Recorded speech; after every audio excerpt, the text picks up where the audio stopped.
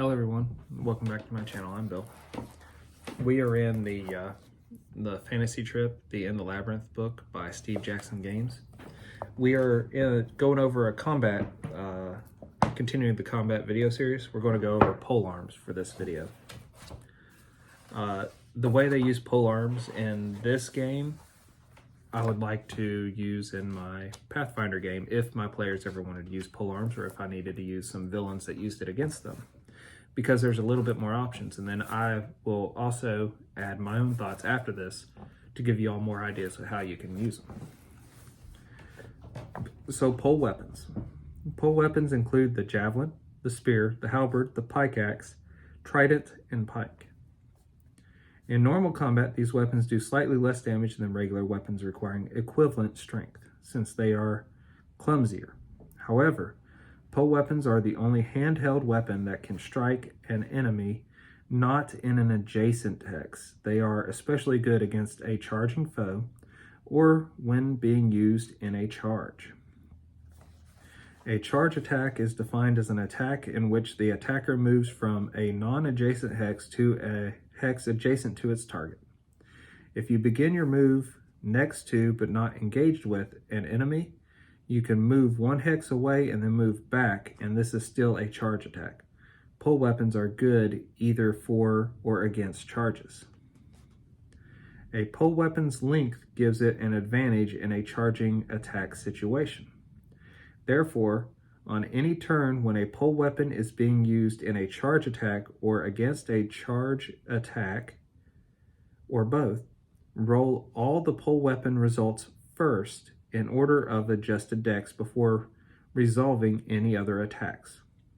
Thus, a polearm user has a chance to kill or knock down a figure with a shorter weapon before the other can strike, even if the other figure has a higher dex. A figure who stands still or simply change facing and uses a pole weapon against the charging attacker gains a +2 dex. If the figure has not yet moved, it is perfectly legal for it to turn in place during its movement phase to face a figure attacking from behind. A figure which has already moved, of course, may not change facing again until their next turn. In any case where a pole weapon is being used in a charge attack, the attacker moved 3 hexes or more in a straight line, the polearm does 1 extra die of damage if it hits.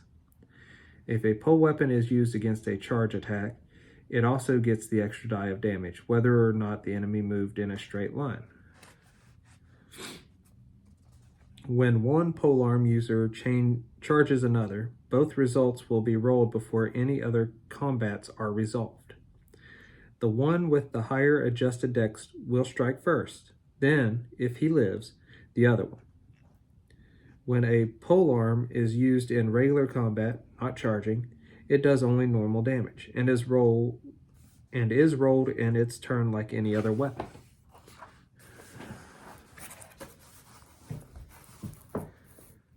Jabbing with a pole weapon.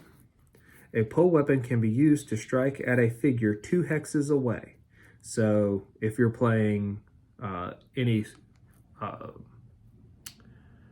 square-based mapping, any D&D, it'd be 2 squares away. So your reach weapons that give you 10-foot reach. This is called a jab. There is no dex penalty. A pole arm used as a jab area in front of him, the 3 hexes ahead of his front hex, as shown. Trident and javelins are too short to do jabs. I'll give you an example. So you're the X, you can jab where the dots are. You threaten in a straight line where X and Y are. And then you can jab to the other X's through that X hex.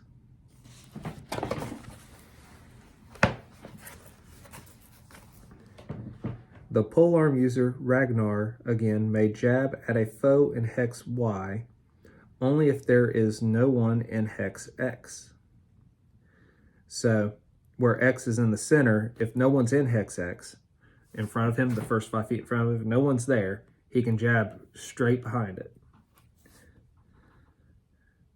He may jab at a figure in either of the Z hexes, so that we're to the opposites of the Y,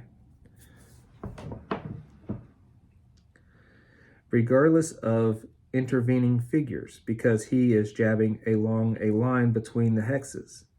A spearman working from between and behind two swordsmen and is a dangerous foe. So say you had swordsmen 5 feet in front of you, you can then jab off to his left and his right to the hex in front of him or the square in front of him and deal damage to those figures. A jab is a regular attack. A polearm user may not charge to a hex 2 hexes away from his victim and jab for extra damage. A jab only does normal damage, no matter how the polearm user or his target had moved.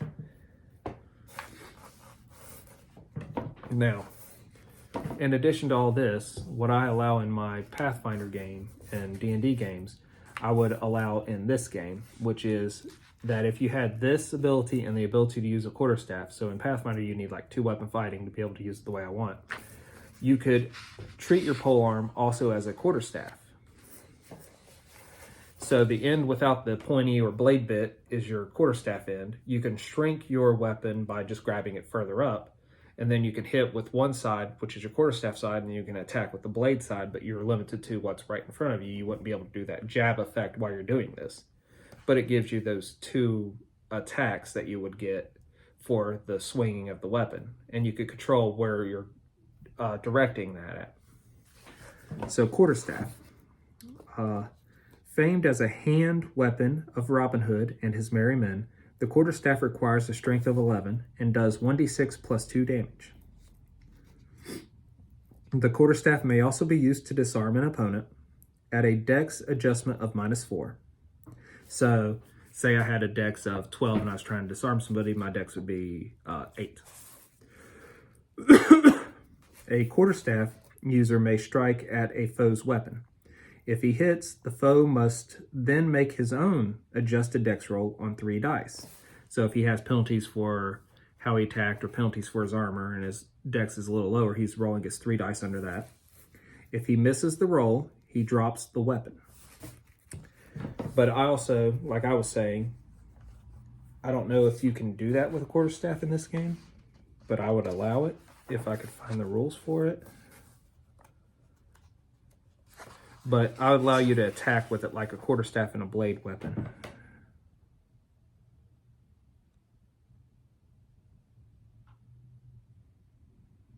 You might have to take the 2-weapon talent.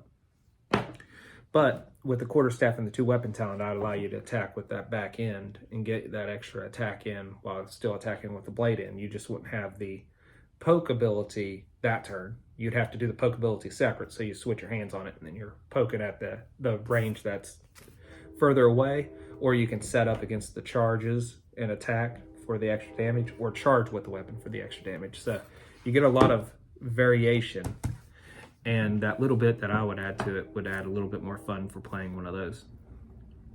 Let me know what you all think in the comments below. Until we all game again, guys.